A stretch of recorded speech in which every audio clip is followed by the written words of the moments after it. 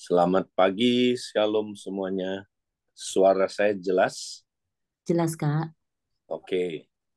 Ya, saudara, minggu lalu kita sudah belajar tentang bagaimana kita berkolaborasi dan bersinergi dalam tubuh Kristus. Nah, saudara, kita tahu bahwa tujuan karunia-karunia adalah untuk membangun tubuh Kristus sampai tubuh Kristus mencapai goal akhirnya. Nah, kita harus sadar dulu, saudara, apa goal akhirnya, ya, apa yang mau dicapai, ya, seperti apa tubuh Kristus itu harus dibangun. Nah, kalau kita bangun rumah, kita perlu punya blueprint namanya, ya, cetak biru, rencana yang akan saudaraku menunjukkan seperti apa nanti jadinya bangunannya, ya, desain arsitekturnya. Nah, demikian juga saudaraku tubuh Kristus. Ya, kita mesti tahu kita mau bangun tubuh Kristus sampai mencapai goal akhirnya. Ya, kalau kita nggak punya blueprint, nggak punya cetak biru, saudara, kita bangun rumah, nanti jadinya bukan rumah, tapi jadinya apa, saudara? Ya, jadinya hanyalah apa, saudara? Warung, ya, atau gubuk, tidak bisa jadi rumah. Kenapa? Karena kita nggak mengerti mau kemana kita membangun bangunan itu. Nah, demikian juga tubuh Kristus, saudara. Banyak orang lata, bangun tubuh, bangun tubuh. Tapi kalau ditanya, seperti apa goal yang mau dicapai? Nggak jelas. Ya, jadi mereka bangun, nanti akhirnya nggak jadi seperti yang Tuhan mau. Nah, karena itu saudara kita mesti belajar apa goal akhirnya.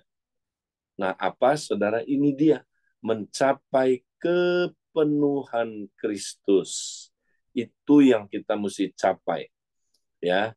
Nah, inilah visi yang harus kita miliki, saudara. Nah, Paulus menulis visi ini di dalam kitab Efesus. Kitab Efesus itu adalah blueprintnya gereja, saudara. Kitab Efesus itu adalah cetak birunya gereja, ya. Jadi itu dari Efesus 1 sampai Efesus 6. Nah, di dalam Efesus 1 Paulus menulis tentang apa visi, ya, akhir yang harus kita capai, ya, dalam membangun tubuh Kristus. Nah, ini dia Efesus 1 ayat 23, kita hanya akan baca satu ayat ini. Jemaat yang adalah tubuhnya, yaitu kepenuhan dia, yang memenuhi semua dan segala sesuatu. Ya, jadi jemaat yang adalah tubuhnya disebut kepenuhan dia, kepenuhannya Kristus. Nah, jadi saudara, ini adalah sasaran akhir yang kita mesti saudara bangun. Ya, jadi kita bangun tubuh Kristus, saudara, sampai dia mencapai kepenuhan Kristus. Itu yang saudara kita mesti terus bangun sampai akhirnya kita menjadi kepenuhan Kristus. Ya. Nah, apa itu kepenuhan Kristus? Seperti saya pernah singgung, ya, ada beberapa tafsiran. Tapi saudara, saya langsung aja kepada apa, saudara? Kepada praktikalnya. Jadi saudara, gereja kepenuhan Kristus adalah gereja yang dipenuhi oleh Kristus sehingga sebagai tubuh Kristus ia sehat dan berfungsi sepenuhnya untuk mengekspresikan Kristus sepenuhnya. Ya, ini dia gereja kepenuhan Kristus. Jadi gereja kepenuhan Kristus itu gereja yang pertama-tama dia dipenuhi oleh Kristus. Ya, dia adalah tempat tinggalnya Kristus, saudara. Dia seperti gelas, Kristus itu airnya, ya. Maka saudara, air itu memenuhi gelas itu sampai enggak ada ruang kosong. Ya, kalau kita dipenuhi oleh Kristus, maka kita dikendalikan oleh Kristus sepenuhnya. Ya, maka seluruh anggota-anggota tubuh yang tidak sehat menjadi sehat. Ya, anggota-anggota tubuh yang tidak berfungsi berfungsi sepenuhnya. Nah, kalau anggota tubuh Kristus sehat dan berfungsi, apa yang akan terjadi? Maka anggota tubuh Kristus itu bisa mengekspresikan Kristus sepenuhnya. Nah, ini dia. Ini penting sekali, Saudara. Tubuh Kristus itu ya adalah fungsinya adalah untuk mengekspresikan Kristus. Sama seperti tubuh saya, Saudara. Apa gunanya tubuh saya diciptakan? Sebagai kelengkapan dari kepala saya. Ya, jadi tubuh saya adalah kepenuhannya kepala saya. Nah, kepenuhan di sini bisa ya dijelaskan sebagai kelengkapan. Tanpa tubuh kepala saya tidak lengkap. Tanpa tubuh Kristus, Kristus tidak lengkap, Saudara. Kenapa? Karena Kristus ya nggak bisa diekspresikan. Karena sekarang Kristus itu adalah Kristus korporat. Ya, Kristus mau melakukan apapun, dia melakukannya lewat tubuhnya. Kalau Kristus mau jalan, dia perintahin tubuhnya jalan. Nah, yang melaksanakannya tubuh. Ya, berhenti, tubuh yang melaksanakan. Lari, tubuh yang melaksanakan. Ya, ke toilet, tubuh yang melaksanakan. Saya nggak pernah lihat tubuh yang berontak, Saudara. Kepala bilang begini, ke toilet, tubuh bilang tidak mau. Ya, kamu pergi sendiri. Waduh, ngeri banget, itu namanya leak. Ya, Saudara, jadi apa saja yang kepala mau lakukan, tubuh itu taat. Nah, tubuh yang demikian itu tubuh yang sehat, tubuh yang berfungsi. Nah, inilah tubuh yang udah mencapai kepenuhan Kristus, Saudara. Ya, tapi ada tubuh yang kepalanya bilang, ya misalnya ngomong, mulutnya diem. Nah, ini mulut yang nggak sehat, Saudara. Nggak bisa mengekspresikan Kristus. Kristus bilang sama tubuhnya, jalan, kakinya patah, yang nggak bisa jalan. Ya, Kristus bilang kerja, tangannya terkilir, tidak bisa kerja, Saudara. Ya, Kristus mau lari cepat, badannya piansui, tidak bisa lari cepat. Nah, itulah keadaan banyak tubuh Kristus yang ada di dunia ini, Saudara. Ya, demikianlah saudaraku keadaan tubuh Kristus. Ya, demikian juga keadaan Komsel. Kristus mau lakukan sesuatu, Komselnya, tubuhnya tidak siap, Saudara. Kristus mau ngomong, Komselnya bisu semua, Saudara. Anggota-anggotanya. Ya, Kristus mau kerja, ya terkilir tangannya, Saudara, anggotanya, ya. Kristus mau lari, ya mau pergi ke misi, kakinya patah, Saudara. Tidak bisa, ya, Saudara. Kristus mau bergerak, piansui, Saudara. Nah, ini ada Komsel piansui, Saudara. Makanya nggak bisa banyak mengekspresikan Kristus. Itu sebabnya, Saudara, tubuh yang kayak begini harus dipulihkan. Ya, caranya gimana? Nah, itu tadi mulai dengan dipenuhi oleh Kristus dulu. Ya, sehingga sebagai tubuh Kristus ia sehat, berfungsi sepenuhnya dan mengekspresikan Kristus sepenuhnya. Nah, ayat Efesus 1 ayat 23 ini kalau kita baca dalam terjemahan sederhana Indonesia ya menjelaskan hal itu, Saudara. Ya, kita lihat di dalam ayat 23 terjemahan sederhana Indonesia, penyatuan jemaatnya adalah kita semua yang masing-masing dipenuhi oleh Roh Kristus, ya. Jadi pertama-tama kita mesti dipenuhi oleh Roh Kristus. Siapa Roh Kristus itu? Roh Allah, ya. Rohnya Bapa, ya, Saudara. Roh Kristus itu siapa, Saudara? Roh Kudus, ya. Karena Allah Tritunggal itu tidak dapat dipisahkan, saudara, tapi dapat dibedakan, ya. Jadi ini adalah Roh Kudus, saudara. Roh Kudus memenuhi tubuhnya, saudara, tubuhnya Kristus, ya. Di dunia ini kita bagaikan tubuh Kristus, dan melalui kitalah ia bekerja untuk memenuhi dan melengkapi segala sesuatu dimanapun juga. Ya, melalui kitalah, melalui tubuhnya lah dia bekerja.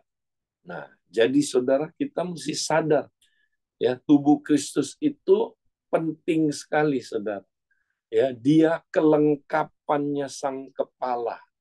Ya, dialah kepenuhannya sang kepala.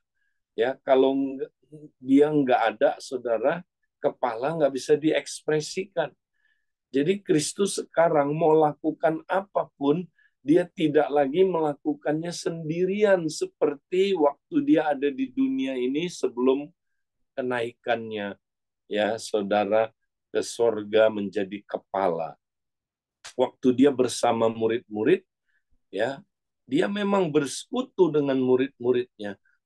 Tapi apapun yang dia lakukan, dia masih lakukannya secara pribadi, Kristus pribadi. Tapi sekarang, saudara, dia tidak lagi melakukannya secara pribadi. Dia melakukannya melalui tubuhnya. Jadi kalau dia mau mengusir setan, dia mengusir setan lewat tubuhnya. Kalau dia mau menyembuhkan orang sakit, dia menyembuhkan orang sakit lewat tubuhnya. Kalau dia mau berkhotbah, dia berkhotbah lewat tubuhnya. Kalau dia mau mengajar, dia mengajar lewat tubuhnya. Kalau dia mau menginjil, dia menginjil lewat tubuhnya. Ya, kalau dia mau transformasi masyarakat, dia transformasi masyarakat melalui tubuhnya. Apapun yang dia lakukan melalui tubuhnya. Nah, ini yang orang Kristen nggak ngerti. Orang Kristen masih berharap Yesus pribadi yang melakukannya. Tidak lagi, saudara.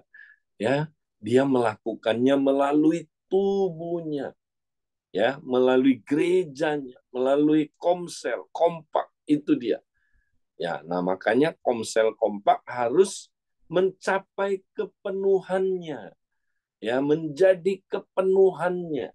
Baru apa aja yang Kristus mau lakukan, kita bisa lakukan, saudara. Ya, nangkep ya, saudara. Nah, ini penting sekali. Oke, sekarang bagaimana kita mencapai kepenuhan Kristus? Nah, baca seluruh kitab Efesus. Ya, saya hanya akan mengambil berapa bagian aja yang penting sekali, ya, langkah-langkah yang sangat utama, saudara. Ya, nah, mari kita lihat cara mencapai kepenuhan Kristus. Saya akan membahas 3 langkah hari ini, saudara. Yang pertama, kita baca ayat 16 pasal 3. Makanya Efesus habis pasal 1, dia pasal 2, ya, dia membahas tentang, ya, Kristus membentuk tubuhnya, gerejanya, tempat kediamannya. Lalu pasal 3 ayat 16 sampai 17 dia bilang begini, aku berdoa supaya ia menurut kekayaan kemuliaannya menguatkan dan meneguhkan kamu oleh rohnya di dalam batinmu. Ya, jadi saudara, Paulus berdoa supaya kita sebagai tempat kediamannya Roh Kudus, ya, kita sebagai tempat kediamannya Kristus, ya, kita adalah tubuhnya, tempat kediamannya, maka dia berdoa supaya, ya, menurut kekayaan kemuliaannya, ya, Tuhan menguatkan kita dan meneguhkan kita, ya, oleh rohnya di dalam batin kita. Ya, nah perhatikan, saudara. Jadi kalau mau mencapai kepenuhan Kristus, yang pertama, manusia batinnya kita atau manusia roh kita harus dipenuhi oleh Roh Kudus. Nah, itu dia, saudara. Ini penting sekali. Ya, inilah awalnya, langkah awalnya kalau kita mau mencapai kepenuhan Kristus. Manusia roh, manusia batiniah kita harus dipenuhi oleh Roh Kudus, ya. Dikuatkan dan diteguhkan oleh Roh Kudus. Caranya gimana? Di-empower, saudara, dipenuhi oleh Roh Kudus supaya manusia roh kita kuat, makin dibangun, ya. Kenapa, saudara? Karena manusia batiniah kita, ya, saudara, itu walaupun roh kita udah lahir baru, tapi ada elemen-elemen dalam manusia batiniah kita udah rusak oleh dosa. Nah, manusia batiniah itu apa? Nah, nanti kita kembali ke sini, saudara, ya. Next, kita lihat gambar berikutnya dulu. Ya, nanti kita balik ke sini. Nah, inilah manusia batiniahnya kita. Ya, saudara. Atau istilah lain hati. Boleh juga, ya. Manusia batinnya itu manusia yang di dalam, yang nggak kelihatan. Ya, manusia punya dua kemanusiaan. Kemanusiaan yang di luar itu disebut manusia lahiriah. Itulah tubuh saya dengan 5 panca inderanya, saudara. Manusia batinnya yang di dalam, apa aja? Roh kita, itu manusia batinnya kita. Kedua, apalagi saudara, pikiran kita, ya, otak kiri, pikiran logis maupun imajinasi, ya, perasaan kita, itu manusia ada di dalam manusia batinnya kita, ya, atau emosi kita, ya. Terus kehendak kita, hati nurani kita, termasuk pikiran bawah sadar kita, saudara. Nah, ini semua adalah manusia batiniah kita. Nah, roh kita itu semangat, saudara. Roh kita udah lahir baru, ya, dia taat selalu sama Tuhan. Tapi pikiran, perasaan, kehendak, bahkan pikiran bawah sadar kita, hati nurani kita termasuk, ya, itu belum pulih total, saudara. Ya, waktu kita lahir baru belum pulih total karena dia sudah dikuasai oleh dosa, sudah dirusak oleh dosa, makanya perlu dipulihkan. Nah, cara pemulihannya bagaimana?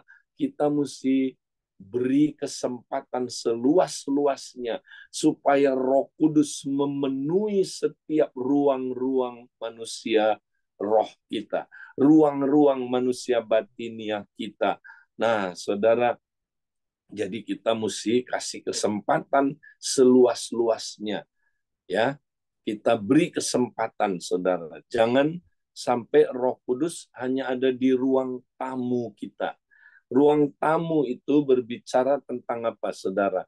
Ya, tempat kita menerima orang luar, ya, itu hubungan kita dengan orang luar, itu ruang tamu, ya, yang di tengah atas. Nah, banyak sekali orang ruang tamunya, ya, bahkan tidak dipenuhi Roh Kudus sehingga saudara dia nggak punya hubungan sama orang luar, ya, dia terisolasi hidupnya, nggak ada hubungan sama orang luar, ya, saudara. Roh Kudus mau mengubah ruang itu, saudara. Ya, ada ruang keluarga. Nah, ini hubungan kita dengan sesama saudara, dengan orang tua dengan anak, dengan kakek nenek, dengan cucu-cucu kita, saudara. Ini ruang keluarga. Ada ruang keluarga sepi sekali, saudara. Ya, tidak ada kegiatan apa-apa karena tidak dipenuhi oleh Roh Kudus. Kita mesti beri seluas-luasnya kesempatan Roh Kudus memenuhi ruangan ini, mengubah hubungan-hubungan dalam hidup kita, hubungan dengan saudara, hubungan dengan orang tua, hubungan dengan anak cucu, bahkan hubungan dengan kakek nenek, saudara. Ya, kita mesti biarkan, ya, kesempatan kasih Roh Kudus seluas-luasnya mengubah ruangan ini, saudara. Ya, kemudian dia juga mau mengubah apa dapur dan ruang makan kita yang kanan atas. Ini apa, saudara? Ini ruang appetite, eh, ruang keinginan kita. Kalau ditanya, apakah keinginan saudara yang paling dalam? Seringkali keinginan kita yang paling dalam adalah keinginan-keinginan duniawi. Pengen punya rumah besar, pengen punya apa bisnis yang paling sukses. Yang nggak salah ya saudara, punya apa keinginan untuk hal-hal yang baik, nggak salah. Tapi saudaraku, kalau itu keinginan berasal dari kedagingan, nah ini dia ya apa yang terjadi saudara. Itu ya keinginan-keinginan dari daging. Kenapa? Karena saudara kita nggak pernah menyerahkannya kepada Tuhan ruangan ini. Ya, kalau kita serahkan kepada Tuhan, kepada Roh Kudus akan mengubah kita dari dalam. Ya, dia akan mematikan keinginan-keinginan daging. Dia rubah menjadi keinginannya dia. Ya, makanya Yesus bilang, "Padaku ada makanan lain yang kamu tidak kenal. Makananku adalah melakukan kehendak Dia yang mengutus aku dan menyelesaikan pekerjaannya." Ya, mestinya keinginan-keinginan yang keluar dari diri kita, yaitu melakukan kehendak Dia, bukan kaya, sukses. Ya, nggak salah, orang bisa aja kaya, sukses. Tapi dari mana itu keinginan-keinginan itu? Apakah dari daging? Ya, ataukah saudaraku, ya itu dari Roh Kudus? Nah, makanya saudara, biarkan Roh Kudus menguasai ruangan ini. Sehingga kita, saudara, punya keinginan-keinginan yang dari Tuhan. Ya, dia juga mau mengubah apa, saudara? Ruang tidur kita. Ya, ini tempat paling sakral. Ya, tidak boleh ada orang ketiga di dalamnya. Ini hubungan kita dengan pasangan kita, pernikahan kita. Nggak boleh ada penyelewengan. Alkitab bilang jangan mencemarkan tempat tidur. Ya, saudara, banyak orang tempat ini tidak dikuasai oleh Roh Kudus. Sehingga ya ada perjinahan di situ di hatinya, saudara. Tapi kalau Roh Kudus ya kita beri keleluasaan untuk apa, saudara? Menguasai ruangan ini. Maka apa yang terjadi, saudara? Kita akan kudus hubungannya, ya. Nah, kita mesti serahkan WC kita, saudara, toilet kita untuk dibersihkan terus-terusan. Ya, inilah hati nurani kita, mesti hati nurani yang murni. Ya, jangan hati nurani kita kotor. Kalau kotor, iman kita kandas, saudara. Orang yang hati nuraninya kotor, simpen dosa, tidak pernah dibereskan, tidak pernah diakui, maka orang ini mandek kekristenannya. Ya, dia akan apa, saudara? Shipwreck. Dia akan kayak kapal karam. Ya, mari, saudara, jangan simpan dosa yang kita tidak bereskan, saudara. Ya, kemudian apa lagi? Dia mau ubah perpustakaan kita. Inilah pikiran ya dan imajinasi kita. Di perpustakaan ada buku dan ada apa? Poster. Dia mau ubah itu, saudara. Ya, pikiran-pikiran kita. Apakah pikiran kita sesuai kehendak Dia atau udah rusak dipengaruhi oleh pikiran dunia? Imajinasi kita, imajinasi yang kotor, yang jahat, ya kita perlu serahkan supaya Roh Kudus ubah, ya ubah. Yang terakhir ruang apa, saudaraku? Ruang gudang kita. Ini pikiran bawah sadar, memori bawah sadar, menyimpan banyak hal dari masa lalu. Apakah kita masih terluka udah bertahun-tahun? Apakah kita masih, saudara, minder? Apakah kita masih, saudara, ya hidupnya, saudara, belum pulih-pulih? Itu semua karena pikiran bawah sadarnya tidak tiap hari kita serahkan. Jadi ruang-ruang ini kita mesti serahkan. Nah, kita kembali ke halaman sebelumnya, saudara. Ya, kita lihat. Jadi kalau semua ini ya, dikuatkan dan diteguhkan oleh rohnya di dalam batin kita, maka dibilang ayat 17, sehingga oleh imanmu Kristus diam di dalam hatimu dan kamu berdasar serta kamu berakar serta berdasar di dalam kasih. Nah, kalau ini kita, ya, saudaraku, kita lakukan, yaitu kita dipenuhi oleh Roh Kudus, ya, di dalam batin kita, maka katanya oleh iman Kristus diam di dalam kamu. Nah, ini jangan salah ya. Bukan berarti, ya saudara, kalau ya kita belum mencapai kepenuhan Kristus ini, Kristus tidak diam di dalam kita. Bukan. Ya, Kristus sudah ada di dalam kita. Ya. Tapi saudara, apakah Kristus betah di dalam kita? Nah, kata diam di sini lebih tepat betah. Ya, jadi dia udah ada di dalam diri kita, tapi dia mungkin belum betah. Sama kayak saudara beli rumah, ya, saudara udah tinggal di rumah itu. Tapi apakah saudara betah di rumah itu? Nah, itu beda.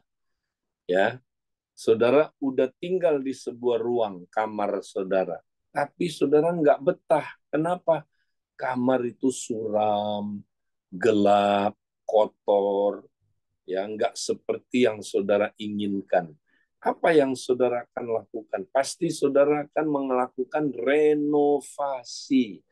Nah, itulah yang dimaksud saudara. Kristus sudah berdiam dalam rumahnya, dia udah beli rumah barunya ini dengan darahnya, ya, tapi rumah baru ini perlu direnovasi, ya, itu oleh Roh Kudus saudara, tiap hari sampai Kristus betah di dalam hati kita.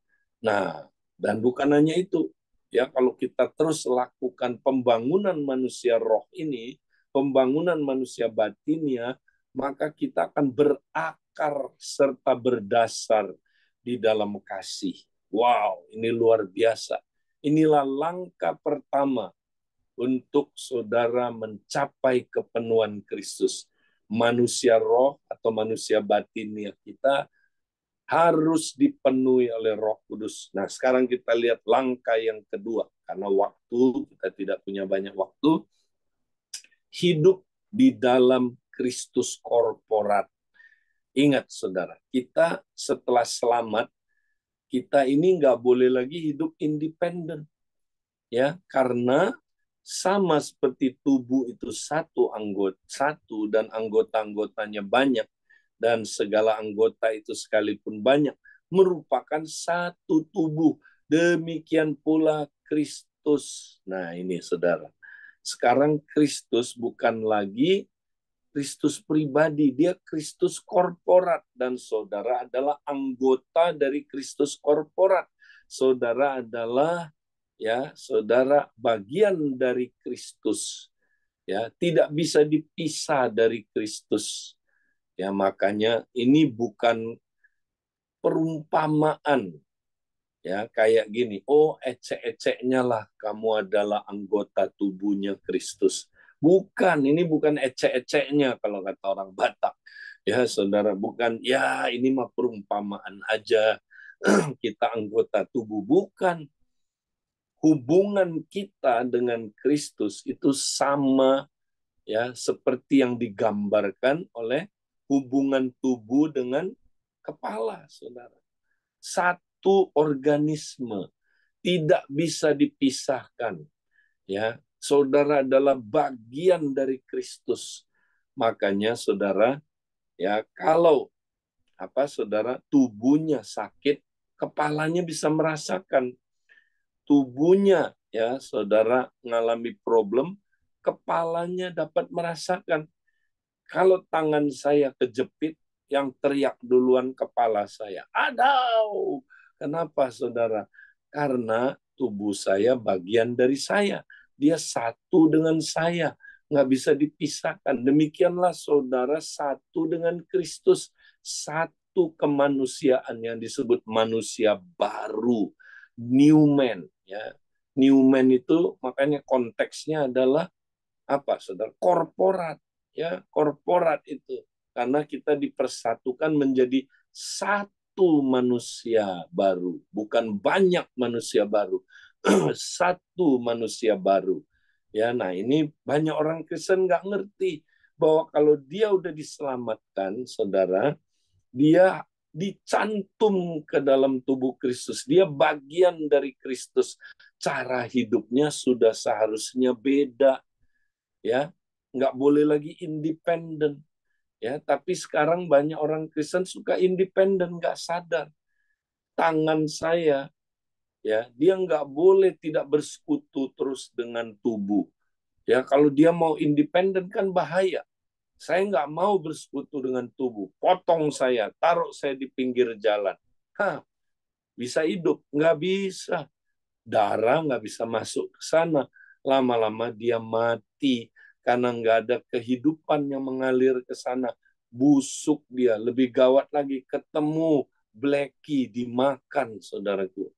Nah, kita jangan jadi anggota tubuh yang, ya, apa, saudara, suka independen.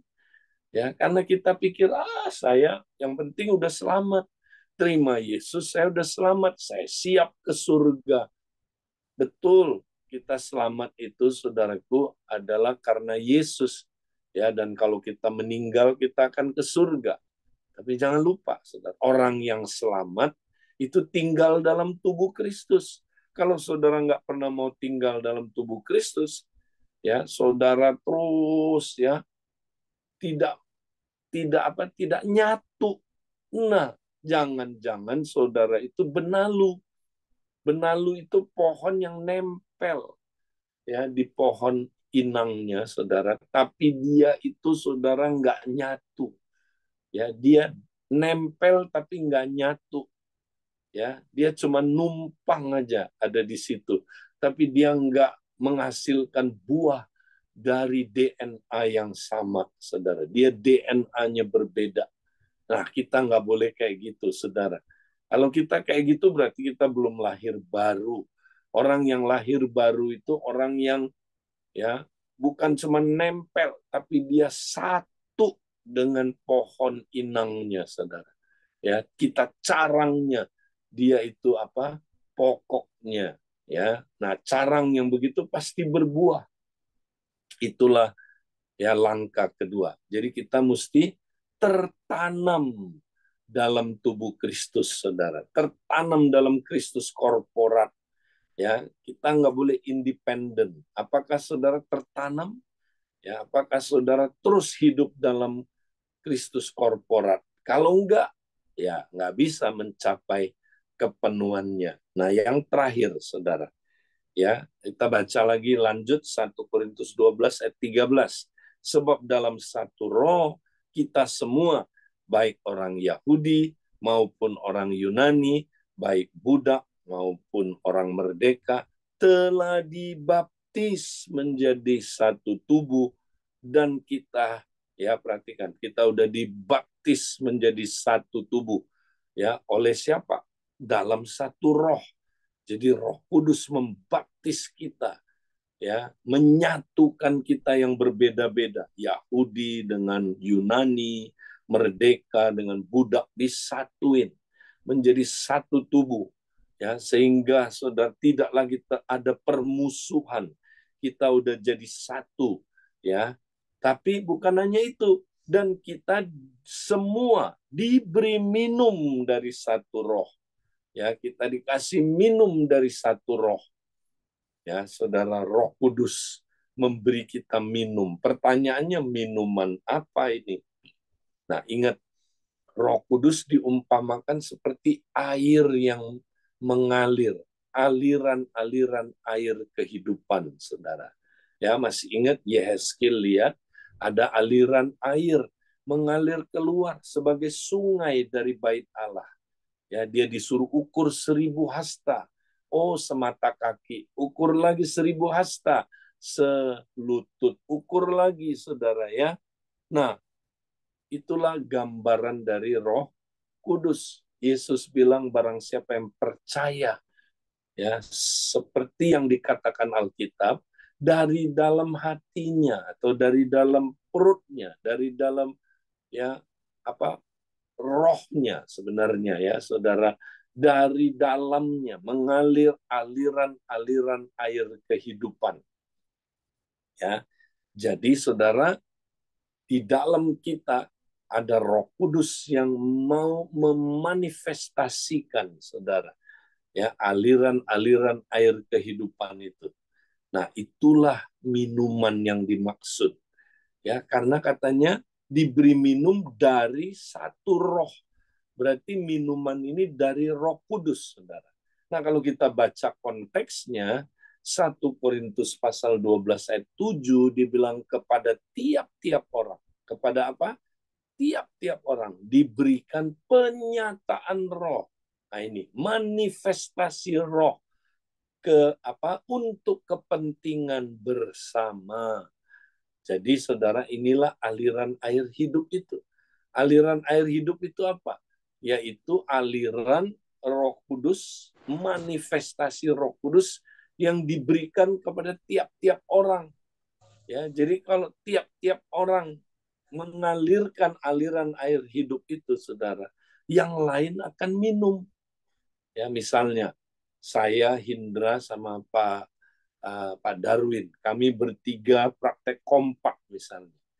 Kalau saya mengalirkan ya aliran air hidup lewat manifestasi Roh Kudus yang saya praktekkan, ya saya bernubuat misalnya, maka Pak Darwin dan Hindra minum, ya kemudian Hindra menyampaikan kata-kata hikmat, saya dan Pak Darwin minum, Pak Darwin menyampaikan kata-kata ya marifat atau pengetahuan, saya dan Hindra minum, saudara. Kami saling memberi minum. Nah, inilah kompak atau komsel yang baik. Ya, semua bermanifestasi memberi minum kepada yang lain. Ya, jadi kita minumnya itu di dalam tubuh Kristus, saudara. Nah, kalau tubuh Kristus anggotanya diam aja, karunianya karunia bengong, ya, diam aja di komsel, tidak mau gunakan karunianya, tidak mau mengalirkan aliran air hidup, maka aliran air hidupnya seret. Ya, ada komsel yang sama sekali nggak pernah praktek karunia manifestasi, saudara. Ya, diem aja ya. Aduh, saya udah capek Pak Edi. Janganlah ajak saya ya di komsel aktif. Yang lain aja, yang lain. Jangan saya ya. Nah itu ada itu anggota tubuh yang kayak begitu. Ya, saudara, dia diem aja, nggak mau. Ya, maunya orang lain yang kasih dia minum. Dia nggak mau kasih orang lain minum. Nah, ini kata orang nggak aci, saudara ya, egois. Ya, pikirin diri sendiri. Saya kok nggak diberkati di komsel. Nah, ini dia bikin komsel itu seret, ya saudara. Tapi kalau semuanya aktif, wah aliran airnya berlimpah ruah. Sehingga orang datang ke komsel itu minum puas, ya pulang puas, saudaraku. Nah, komsel mesti kayak gitu, ya. Nah, gimana supaya jadi komsel yang seperti itu? Kita mesti dipenuhi Roh Kudus secara korporat, saudara. Makanya di dalam komsel penuh dengan Roh Kudus. Kalau kita penuh, ya saudara, secara korporat airnya mengalir. Ya, iya dong. Kalau kita penuhi gelas, melumpah ruah, ya kan? Kalau kita secara ya korporat penuh Roh Kudus, aliran air itu mengalir, saudara. Mengalir dari setiap orang sehingga setiap orang minum dengan puas, ya. Nah, saudara mau penuh Roh Kudus secara korporat, bagaimana caranya? Ya, simple. Satu aja kuncinya, saudara. Haus. Barang siapa yang haus, biarlah dia datang dan minum. Nah, ini dia. Haus, minum, barulah penuh dengan Roh Kudus, saudara. Harus haus, langkah pertamanya. Apa itu haus? Nah, orang haus itu gimana, saudara? Ya, Belum tentu loh orang Kristen haus. Belum tentu. Ada orang ya dia ingin penuh Roh Kudus tapi tidak haus dipenuhi oleh Roh Kudus. Dia ingin, saya ingin jadi orang yang berbuah roh, dipakai Tuhan dalam karunia-karunia ya. Saya mau tuh. Ya, saya mau jadi berkat. Saya mau ya jadi orang yang apa? Jadi orang yang dipenuhi dengan Roh Kudus ya. Mau penuh Roh Kudus, tapi prosesnya dia nggak mau, saudara. Dia nggak haus sebenarnya. Tuhan mau kita haus. Orang haus itu seperti apa, saudara? Orang yang gini. Orang kalau haus air itu kenapa sih, saudara? Nah, dia merasa gini, tanpa air aku mati. Kalau nggak ada air aku nggak bisa hidup. Aku perlu air. Perlunya seperti apa? Perlunya seperti antara hidup dan mati. Nah, saudara kayak gitu nggak? Ya, saudara anggap Roh Kudus apa? Kalau saudara cuma anggap ya Roh Kudus itu ya dia penolong lah. Ya nolongin kita kalau kita lagi sibuk, dia nolongin kita ya. Kalau kita kurang waktu ya biar Roh Kudus yang tolong kita ya. Bukan gitu. Dia bukan penolong, maaf ya, kayak pembantu gitu saudara. Menolong kita melakukan sesuatu yang sebenarnya kita bisa lakukan hanya karena kita kurang waktu, kita perlu tenaga, harus ada yang bisa bantu kita. Bukan gitu. Roh Kudus bukan menolong Anda melakukan apa yang Anda bisa lakukan. Bukan. Roh Kudus menolong Anda melakukan apa yang Anda tidak bisa lakukan. Tahukah saudara, tanpa Roh Kudus kita nggak mungkin hidup, ya, nggak mungkin, ya. Tanpa Roh Kudus kita tidak mungkin, saudaraku, bisa bertahan. Tanpa Roh Kudus kita tidak mungkin suci. Tanpa Roh Kudus kita tidak mungkin penuh dengan kuasa. Tanpa Roh Kudus kita tidak bisa menjalankan kekristenan kita sedikit pun. Ya, saudara, wow, kita perlu bergantung kepada Roh Kudus. Roh Kudus itu seperti air, ya. Kita kalau nggak makan masih bisa hidup 40 hari mungkin. Kalau nggak minum, saudara, 3-4 hari aja bisa mati kita, saudara. Ya, Roh Kudus itu seperti air yang kita butuhkan, sangat butuhkan. Saudara sadar nggak ini? Kalau sadar, nah itu saudara haus. Orang yang kayak gitu haus dia, saudara. Orang yang haus pasti dipenuhi Roh Kudus, pasti. Ya, jadi kalau saudara nggak haus, jangan harap Roh Kudus bisa penuhi saudara. Ya, hari ini saya mau saudaraku tantang saudara, mari kita mau haus akan ya Roh Kudus memenuhi kita secara pribadi maupun secara korporat. Baik, itu aja yang saya ingin sampaikan. Saya berdoa, Tuhan, biarlah kami semua nangkap, Tuhan, apa yang hari ini kami pelajari. Tuhan, kami tidak mau lagi jadi orang yang ya setengah haus atau tidak haus, tapi kami mau haus sepenuhnya, bergantung sepenuhnya kepada pekerjaan Roh Kudus-Mu. Terima kasih Tuhan untuk firman-Mu hari ini. Kami mau mencapai kepenuhan Kristus, Tuhan. Biarlah komsel-komsel, biarlah kompak-kompak, biarlah gereja lokal di MTHS mencapai kepenuhan Kristus. Terima kasih Tuhan. Di dalam nama Yesus kami sudah berdoa dan mengucap syukur. Amin.